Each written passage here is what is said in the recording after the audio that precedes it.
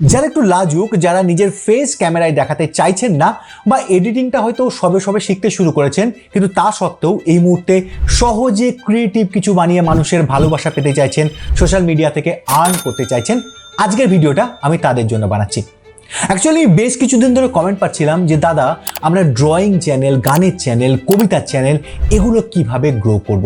দেখুন, সময়টা না দ্রুত বদলে যাচ্ছে। এই সময়ের সঙ্গে সঙ্গে আপনাকে নিজেকেও বদলাতে হবে এবং আপনার কন্টেন্টকেও বদলে ফেলতে হবে, আদারওয়াইজ আপনি কিন্তু ডাইনোসর হয়ে যাবেন। আজকের দিনে সোশ্যাল মিডিয়াতে দুভাবে গ্রো করা যায়। এক, যদি আপনি লং কন্টেন্ট দিয়ে গ্রো করতে চান, তাহলে প্রথম দিন থেকে আপনাকে এক্সট্রাঅর্ডিনারি কিছু বানানোর চেষ্টা করতে হবে, যেমনভাবে শাকলিন খান করছে।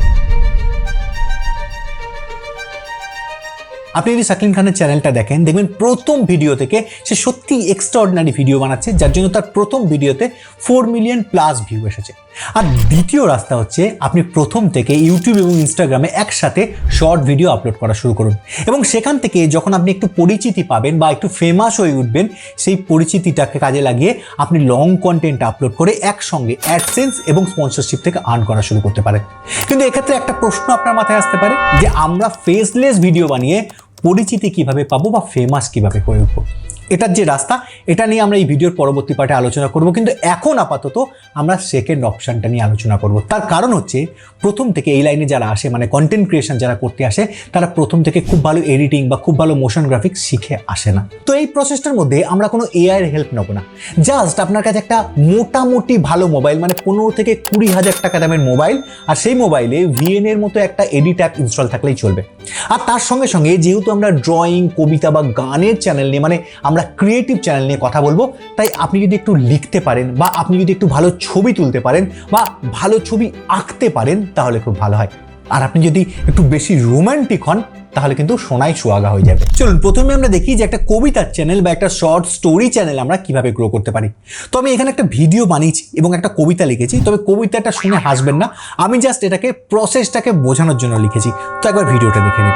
কিছু ঘটনা ছুঁয়ে থাকে বহুদিন, বা বলা যায় বিধে থাকে অনেক গভীরে, আর যখন মাঝে মাঝে নাড়া দেয়, তখন ভীষণভাবে ফিরে যেতে ইচ্ছা করে সেই বিকেলগুলোতে, সেই গঙ্গার পাড় ধরে হেঁটে চলা কখনো শেষ না হওয়া গল্পগুলোর সাথে। মনে হয় এখনো হয়তো ওই জেটি ঘাটের আনাচে কানাচে দেখা পাবো তার, যে কোনো একদিন এই সোনালি আলো মাখা চোখ মেলে আমায় বলেছিল, ধুর পাগল, আমরা কি আলাদা নাকি?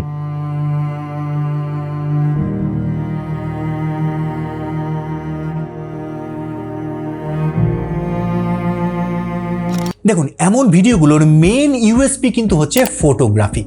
আমি জেনারেলি এটা বলি যে প্রথমেই আপনারা একটা স্ক্রিপ্ট লিখে ফেলুন, তারপর ভিডিও শ্যুট করতে চান, কিন্তু এক্ষেত্রে সেটা না করলেও চলবে। এক্ষেত্রে আপনি আপনার মোবাইলটা আপনার পকেটে ঢোকান আর তারপর বেরিয়ে পড়ুন বাইরে, আর বাইরে বেরিয়ে চারপাশটা খুব ভালোভাবে অবজার্ভ করুন।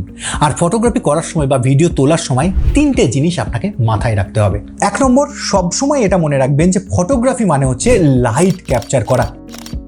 তো আপনাকে সবসময় লক্ষ্য রাখতে হবে যে কোথায় ভালো লাইট ক্রিয়েট হচ্ছে।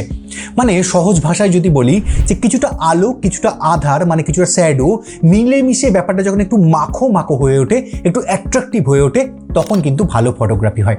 সেকেন্ড হচ্ছে পার্সপেক্টিভ। দেখুন, একটা ছবি তখনই দেখতে সুন্দর হয় যখন সেই ছবিটার মধ্যে একটা ডেপথ ক্রিয়েট হয়। বিশেষ করে আমরা যখন রাস্তাঘাট, পাহাড়, নদী এই ধরনের ছবি তুলি, তখন কিন্তু সেখানে একটা ডেপথ থাকা প্রচণ্ড প্রয়োজন। যেমন এই কাঠের মন্দিরটার ছবি যদি আমি নর্মালি এরকম ফ্ল্যাট অবস্থায় তুলি, তাহলে কিন্তু ছবিটা দেখতে খুব একটা ভালো লাগে না, কিন্তু যখনই আমি অ্যাঙ্গেলটা চেঞ্জ করে দেবো, ছবিটা ডেফিনেটলি দেখতে ভালো লাগবে। তার কারণ হচ্ছে এখানে কিছু ভ্যানিশিং পয়েন্ট ক্রিয়েট হচ্ছে।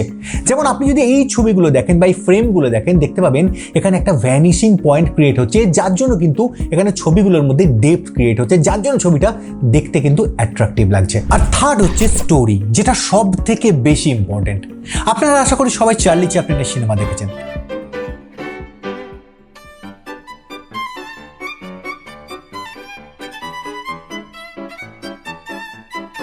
এখানে কোনো ডায়লগ ছাড়া একটা গল্প বলা হতো এবং আমরা সেই গল্পগুলো বুঝতেও পারতাম এবং সিনেমাগুলো এনজয় করতাম। ঠিক তেমনভাবে আপনি যখন সিনেমেটিক শর্ট ভিডিও বানাচ্ছেন, সেখানে আপনার ছবির মাধ্যমে, আপনার ভিডিওর মাধ্যমে আপনাকে গল্প বলতে হবে। যেমন ধরুন, বিকেলের পরন্ত আলোয় একটা স্টিমার আস্তে আস্তে দূরে চলে যাচ্ছে,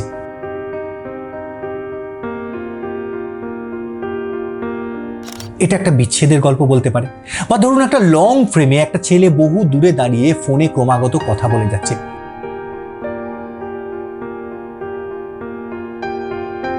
এটা একটা বিষাদের গল্প বলতে পারে। ঠিক এমনভাবেই ভেবে চিন্তে আপনাকে একটা ফ্রেম সিলেক্ট করতে হবে, যে ফ্রেমটা একটা স্টোরি ক্রিয়েট করতে পারে। দেখবেন এটা করতে পারলেই অটোমেটিক্যালি আপনার ভিডিওগুলোর কোয়ালিটি চেঞ্জ হয়ে যাচ্ছে। আর ঠিক এখানেই আপনাদের আমি একটা খুব ছোট্ট কিন্তু খুব ইম্পর্টেন্ট বিষয় মনে রাখার জন্য অনুরোধ করব। যখন আপনারা প্রথম ফটোগ্রাফি করছেন তখন খুব বেশি প্যান, জুম বা মুভমেন্ট ইউজ করার চেষ্টা করবেন না। তার পরিবর্তে স্ট্যাটিক ফ্রেম ইউজ করার চেষ্টা করুন। দেখুন, স্ট্যাটিক ফ্রেম দিয়েও কিন্তু অসাধারণ কাজ করা সম্ভব। তার সব থেকে বড় এক্সাম্পল হচ্ছে সত্যজিৎ রায়ের প্রথম ছবি পথের পাঁচালী।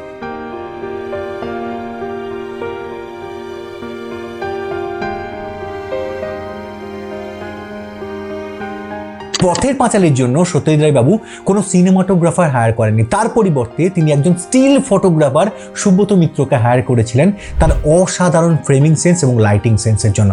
তো আপনিও যখন প্রথম আপনার ফটোগ্রাফি করছেন বা কন্টেন্ট ক্রিয়েশন শুরু করছেন তখন স্ট্যাটিক ফ্রেম বেশি ইউজ করুন, এবং আস্তে আস্তে যখন আপনার হাত পাকবে তখন আপনি বিভিন্ন রকম ক্যামেরা মুভমেন্ট ট্রাই করবেন। তো কিছু ভালো ভিডিও ক্যাপচার হয়ে গেলে আপনাকে আপনার লেখা গল্প বা কবিতাগুলোকে ভয়েস রেকর্ড করে নিতে হবে। এক্ষেত্রে আপনি নিজের লেখা ইউজ না করে অন্যের লেখা বা কোনো সিনেমার ডায়লগকে ইউজ করতে পারেন, কিন্তু আমি এখানে আপনাকে বলবো যে অবশ্যই আপনি সেটা নিজের ভয়েসে রেকর্ড করুন। সেক্ষেত্রে কি হবে, কপিরাইটের কোনো ঝামেলা থাকবে না। আর যদি আপনি মোবাইলে ভয়েস রেকর্ড করে থাকেন তাহলে মোবাইলে কিভাবে প্রফেশনাল ভয়েস রেকর্ড করতে হয় সেটা নিয়ে অলরেডি আমি একটা ভিডিও বানিয়েছি, সেটা আপনি দেখে নিতে পারেন, আপনার উপকারে লাগবে। আর গান নিয়ে যারা কাজ করতে চাইছেন তারা কপিরাইটের হাত থেকে বাঁচতে হয় নিজে গানটা গান, অথবা আপনার পরিচিত কোনো সিঙ্গার থাকলে তাকে দিয়ে গানটা গাইয়ে নিন। অথবা আপনি শর্টের ক্ষেত্রে আর একটা অপশন পাবেন, সেটা হচ্ছে শর্টসের ক্ষেত্রে ইউটিউবের নিজস্ব কিছু লিস্ট থাকে, সেখানে নতুন গানও অ্যাড করা থাকে। তো আপনি সেই লিস্টটা মিলিয়ে দেখে নিন যে আপনি যে গানটা নিয়ে কাজ করতে চাইছেন সেই গানটা ওই লিস্টে আছে কিনা। যদি থেকে থাকে তাহলে ওই গানটা নিয়ে আপনি এডিট করে ভিডিও রেডি করে ফেলুন, আর তারপর যখন আপলোড করবেন তখন ওই গানটা লিস্ট থেকে সিলেক্ট করুন আর আপনার অরিজিনাল সাউন্ডটাকে মিউট করে দিন। এক্ষেত্রে দেখবেন আপনার কপিরাইট ক্লেম আসছে না। এরপর এডিটিংটা দেখানোর আগে যারা ফেসলেস ড্রয়িং চ্যানেল করতে চান তাদেরকে কিছু টিপস দিই। দেখুন, আপনারা এই ফেসলেস ড্রয়িং চ্যানেলগুলো দুভাবে গ্রো করাতে পারেন। এক হচ্ছে আপনারা এডুকেশনাল ড্রয়িং চ্যানেল তৈরি করতে পারেন, যেখানে আপনারা মানুষকে ছবি আঁকাটা শেখাতে পারেন। কিন্তু শুধু এই আঁকা শেখালে হবে না বা তার তলে একটা মিউজিক অ্যাড করে দিলে হবে না, তার সঙ্গে যদি একটা গল্প অ্যাড করতে পারেন তাহলে মানুষ মন দিয়ে সেই ভিডিওটা দেখবে সেই গল্পটা শোনার জন্য। সেটা কেমন হয় একটা এক্সাম্পল দেখে নিন। Be talking about a huge topic, how to draw the female face. I've made this video once before in the past and I've privated that video because I don't think it was that helpful. I've watched it over. অথবা আপনারা এখানে একটা মজাদার ভয়েসও add করতে পারেন, তাতে ব্যাপারটা আরো ইন্টারেস্টিং হবে। তো আমি একটা এক্সাম্পল এখানে বানিয়েছি, সেটা একবার দেখে নিন। যাদের গার্লফ্রেন্ড জুটছে না আর সদা সিঙ্গেল তাদের বলবো আপনারা ড্রয়িং শিখে ফেলুন, আর যাকে খুব পছন্দ তার একটা পোর্ট্রেট ড্র করুন, যেখানে তার চোখ দুটোকে আর একটু মায়াবী করুন, ঠোঁটটাকে আর একটু ভরাট, আর চুলের ফ্লোটাকে একটু পাল্টে চিকটাকে একটু সার্ফ করে দিয়ে সোশ্যাল মিডিয়ায় পোস্ট করে দিন। দেখবেন ওই মেয়েটির যত বান্ধবী আছে সবাই ইনবক্সে হাই লিখছে। আর দুই, আপনি ড্রয়িং করা স্লাইডের মাধ্যমে কিন্তু গল্প বলতে পারেন। আপনি এক্সাম্পলগুলো একবার দেখে নিন।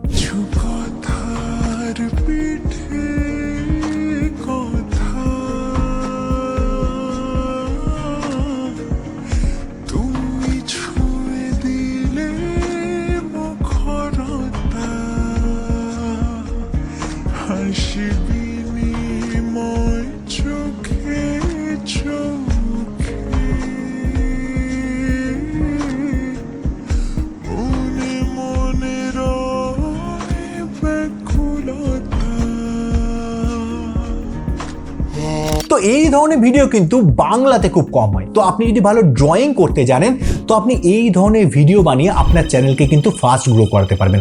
আর এবার আমরা দেখব যে ভিএন দিয়ে আমরা এই ভিডিওগুলোকে কিভাবে এডিট করব, এবং তারপর আমরা ডিসকাস করব যে ফেসলেস চ্যানেল দিয়েও আমরা কিভাবে ফেমাস হয়ে উঠবো। তো চলুন এডিটটা আগে দেখে নিই। দেখুন, খুব বেসিক এডিট দিয়ে কিন্তু এই ভিডিওগুলো ক্রিয়েট করা যায়, বিরাট কিছু এখানে ঝকমারি করতে হয় না। প্রথমেই আপনার যে ভয়েসটা আপনি রেকর্ড করেছেন সেই ভয়েসটা এখানে টেনে আপনার টাইম লাইনে নিয়ে আসুন, বা আপনি যদি গান দিয়ে ভিডিওটা এডিট করতে চান তাহলে আপনি গানটাকে এখানে নিয়ে আসবেন, কিন্তু আমি এখানে ভয়েস দিয়ে আপনাদের এক্সাম্পলটা দেখাচ্ছি। এরপর প্রত্যেকটা লাইনের মুড অনুযায়ী ভিডিওগুলো পরপর এনে আপনি টাইম লাইনে ওই সাউন্ডের সঙ্গে বসাতে থাকুন। আর এখন এইভাবে টাইম লাইনটা যখন রেডি হয়ে যাবে তখন একটা ওভারলে নিয়ে আসুন, আর সেই ওভারলেটা একদম ওপরের লেয়ারে সেট করুন। এতে কি হবে, আপনি যে আলাদা আলাদাভাবে ভিডিওগুলো ক্যাপচার করেছেন সেই ভিডিও যে কালার ডিফারেন্সটা এসেছে সেটাই ওভারলের জন্য কিন্তু অ্যাডজাস্ট হয়ে যাবে। আর এরপর আপনি চাইলে আপনি টেক্সট অ্যাড করতে পারেন, কিন্তু ব্যাপারটা হচ্ছে ভিএনে যে অটো ক্যাপশন অপশনটা আছে সেটা কিন্তু বাংলার সঙ্গে ভালো কাজ করে না, তো আপনাকে এটা ম্যানুয়ালি করতে হবে। আর সবার শেষে একটা ভালো ব্যাকগ্রাউন্ড মিউজিক এখানে অ্যাড করে দিন, তাতে কিন্তু মুডটা অনেকটা এনহ্যান্স হয়ে যাবে। এখানে আপনাদের বলে রাখি যে আপনারা আমাকে ইনস্টাগ্রামে ফলো করে একটা মেসেজ করবেন, আমি আপনাদের ভালো কিছু ওভারলে লিঙ্ক আর কিছু ব্যাকগ্রাউন্ডের লিঙ্ক পাঠিয়ে দেবো। এবার আসি ফেসলেস ভিডিও আপলোড করেও আপনি কিভাবে ফেমাস হয়ে উঠবেন। দেখুন, এটা দুভাবে করা সম্ভব। এক হচ্ছে আপনি ক্রমাগত আপনার ইনস্টাগ্রামে বা আপনার ইউটিউবে এই ফেসলেস ভিডিওগুলো আপলোড করছেন, এর সঙ্গে সঙ্গে আপনি ইনস্টাগ্রামে বা আপনার ইউটিউব কমিউনিটিতে আপনার ছবি পোস্ট করতে থাকুন বা আপনার জীবনের স্পেশাল মুহূর্তগুলো আপনার অডিয়েন্সের সাথে শেয়ার করুন। এতে অডিয়েন্সের সাথে আপনার একটা কানেকশন বিল্ড হবে এবং তাদের মাঝে আপনি ফেমাস হয়ে উঠবেন। কিন্তু সব সময় এটা মাথায় রাখবেন, আপনার কন্টেন্টটাই এখানে মুখ্য, তাই কন্টেন্টটা কিন্তু টপ নচ হতে হবে। আর দুই, যারা ফেস দেখাতে চান না এটা ভেবে যে আমার চ্যানেলটা যদি না দাঁড়ায় তাহলে লোকে কি বলবে, তারা একটু ওয়েট করতে পারেন এবং আস্তে আস্তে আপনার চ্যানেলটা গ্রো করে গেলে তখন হঠাৎ করে একদিন ফেস রিভিল করতে পারেন।